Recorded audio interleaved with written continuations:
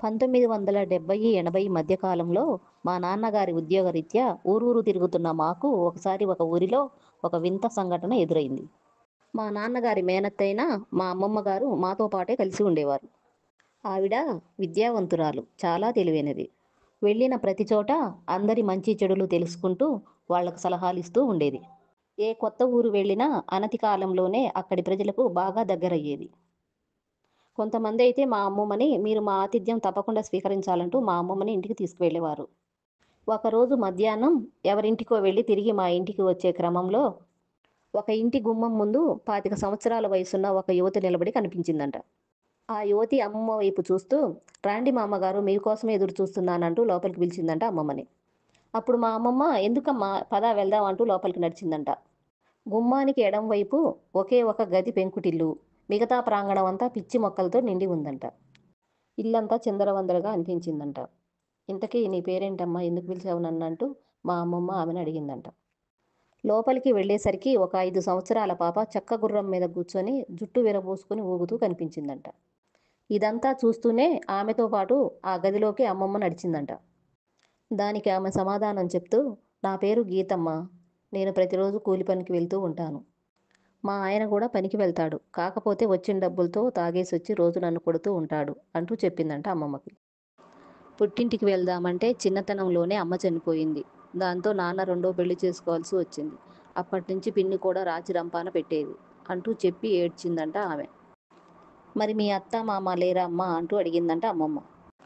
"లేరమ్మా, అతనొక అనాథ. పెద్దవాళ్ళెవరూ లేరు మాకు" అంటూ చెప్పిందంట ఆమె. "మా ఆయనకు కూడా 4 మంచి మాటలు చెప్పి మా కుటుంబాన్ని కూడా బాగు చేస్తారన్న ఆశతో మీకోసం ఎదురు చూస్తున్నానమ్మా" అంటూ చెప్పిందంట. "సరేనమ్మా, ఇంతకీ అతగాడెక్కడా" అంటూ అడిగిందంట అమ్మమ్మ. "పనికి వెళ్ళాడమ్మా. తాగేసి బాగా పొద్దుపోయాక వస్తాడు. అందుకని మీరు చీకటి పడ్డాక రండమ్మా" అంటూ చెప్పిందంట అమ్మమ్మకి. "సరేనమ్మా" అంటూ లేచి బయలుదేరిన అమ్మమ్మ ఒక్క క్షణం ఆగి, "ఆ పాపకు స్నానం చేయించి తలదువ్వమ్మా, ఇల్లంతా కాస్త శుభ్రంగా పెట్టుకో" అంటూ చెప్పి బయలుదేరిందంట అమ్మమ్మ. ఆ ఇంటి నుండి బయటికి వచ్చిన అమ్మమ్మని కొంతమంది ఆశ్చర్యంగా చూశారంట. అవేమీ పట్టించుకోకుండా అమ్మమ్మ ఇంటికొచ్చేసింది. ఇంటికి రాగానే ఊర్లో కబుర్లన్నీ అమ్మకు చెప్పే అలవాటుంది అమ్మమ్మకి. "ఈరోజు చీకటి పడ్డాక వెళ్ళాలమ్మా, చీకటి పడితే గాని రాడంట వాళ్ళాయన" అంటూ చెప్పుకొచ్చింది అమ్మమ్మ. "ఆ, సరే సరేలే అమ్మా, చీకటి పడ్డాక వెళ్తావా? రేపు వెళ్దువుగానిలే, ఈరోజు అసలే అమావాస్య" అన్నది అమ్మ. మరునాడు ఉదయాన్నే మా ఇంట్లో పనిచేసే రంగమ్మ వచ్చింది. గిన్నెలు తోముతున్న రంగమ్మ దగ్గరికి వెళ్ళిన అమ్మమ్మ, "రంగమ్మ, నిన్న నేను గీతమ్మ వాళ్ళ ఇంటికి వెళ్ళి వచ్చేటప్పుడు మీ అత్తయ్య మామయ్య వింతగా చూశారమ్మా నా వైపు, ఎందుకంటావు" అని అడిగింది అమ్మమ్మ. అప్పుడు రంగమ్మ, "అవునమ్మా, ఈ విషయం నేనే మిమ్మల్ని అడుగుదామనుకొని మర్చిపోయాను" అంటూ, "ఎందుకమ్మా మీరు ఆ టైంలో ఆ ఇంటికి వెళ్ళారు" అంటూ అడిగింది. అప్పుడు అమ్మమ్మ, "అవునమ్మా, నిన్న మధ్యాహ్నం కరణం గారింటికి వెళ్ళి వచ్చేటప్పుడు గీతమ్మ వాకిట్లో నిలబడి రమ్మని పిలిచిందమ్మా, అందుకే వెళ్ళాను" అంటూ చెప్పింది అమ్మమ్మ. అప్పుడు గిన్నెలు తోముతున్న రంగమ్మ ఒక్కసారిగా ఆగి, "ఎవరమ్మా పిలిచింది మిమ్మల్ని" అంటూ అడిగింది. "గీత అమ్మా" అంటూ చెప్పింది అమ్మమ్మ. "గీత? గీత ఎవరమ్మా" అంటూ మళ్ళీ అడిగింది రంగమ్మ. "ఆ ఇంటి ఆమె" అని చెప్పింది అమ్మమ్మ. "ఇంటి ఆమె? ఆ ఇంట్లో ఎవరూ లేరమ్మా" అంటూ చెప్పింది రంగమ్మ. "ఎవరూ లేకపోవడం ఏంటి రంగమ్మ, నిన్న నేను వెళ్ళినప్పుడు గీత, ఆమె కూతురు ఇద్దరూ ఉన్నారు" అంటూ చెప్పింది మా అమ్మమ్మ. "కూతురా? ఆమెను కూడా చూశారా మీరు" అంటూ అడిగింది రంగమ్మ. కడిగే గిన్నెలు పక్కకు పడేసి హడావిడిగా అమ్మమ్మ దగ్గరికి వచ్చింది రంగమ్మ. "ఏంటమ్మా, మీరు చెప్తుంటే నాకంతా అయోమయంగా ఉంది" అంటూ కంగారుగా అడిగింది అమ్మమ్మని రంగమ్మ. "ఎందుకు రంగమ్మ కంగారు" అంటూ నవ్వుతూ అన్నది అమ్మమ్మ. "అవునమ్మా, ఆ గీతమ్మ అనే ఆవిడ చనిపోయి 2 సంవత్సరాలు అవుతుంది. తన బిడ్డకు విషమిచ్చి తను ఉరిపెట్టుకొని చనిపోయిందమ్మా" అంటూ చెప్పింది రంగమ్మ. "అయినా తన పేరు గీతమ్మని మీకెలా తెలుసమ్మా" అంటూ మళ్ళా కంగారుగా అడిగింది రంగమ్మ. "తనే చెప్పింది రంగమ్మ" అంటూ తాపీగా చెప్పింది అమ్మమ్మ.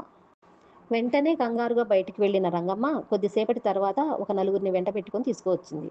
వాళ్ళంతా అమ్మమ్మని ఆశ్చర్యంగా, "నిజమా అమ్మ, మీరు ఆమెతో మాట్లాడారా" అంటూ అడిగారు. అప్పుడు అమ్మమ్మ, "అవునర్రా, నేను తనతో మాట్లాడాను. తన బాధలన్నీ నాతో చెప్పుకుంది" అంటూ చెప్పింది అమ్మమ్మ. తన భర్త ఒక అనాథని, ఆమెకు తల్లి లేదని, వాళ్ళ నాన్న రెండో పెళ్లి చేసుకున్నాడని, తన భర్త రోజు తాగొచ్చి కొడతాడని చెప్పింది అంటూ చెప్పుకొచ్చింది అమ్మమ్మ. ఇదంతా విన్న ఊరి ప్రజలు ఆశ్చర్యపోయారు. అప్పుడు వాళ్ళంతా, "అవునమ్మా, మీరు చెప్పిందంతా నిజమే. కాకపోతే మీరొచ్చి 3 నెలలే అవుతుంది. తను చనిపోయి 2 సంవత్సరాలు అవుతుంది. ఈ విషయం మీకు తెలిసే ఛాన్సే లేదు" అంటూ ఆశ్చర్యంగా మళ్ళీ మళ్ళీ అడగటం మొదలుపెట్టారు అమ్మమ్మని.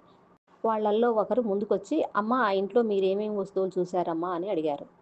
తలుపు తీయగానే ఎడమవైపు కట్టెల పొయ్యి, కుడిపక్క బట్టలు వేసుకోవటానికి దండెం, ఒక చెక్క బీరువా, కొన్ని పాత్రలు, చెక్క గుర్రం మీద పాప ఊగుతూ కనిపించింది. ఇల్లు మాత్రం శుచిగా లేదు అంటూ చెప్పుకొచ్చింది మా అమ్మమ్మ. అప్పుడు అమ్మమ్మ, సరేనర్రా ఆగండి, మీరు చెప్తుంటే నాకు ఆశ్చర్యంగా వింతగా ఉంది. అందరం మళ్ళీ ఒకసారి వెళ్ళి చూద్దాం అంటూ బయలుదేరింది అమ్మమ్మ. మిగతా వాళ్ళంతా అమ్మమ్మని అనుసరిస్తూ అక్కడికి వెళ్ళారు. అక్కడికి వెళ్ళగానే అమ్మమ్మ ఆశ్చర్యంతో నోరు వెళ్ళబెట్టిందంట.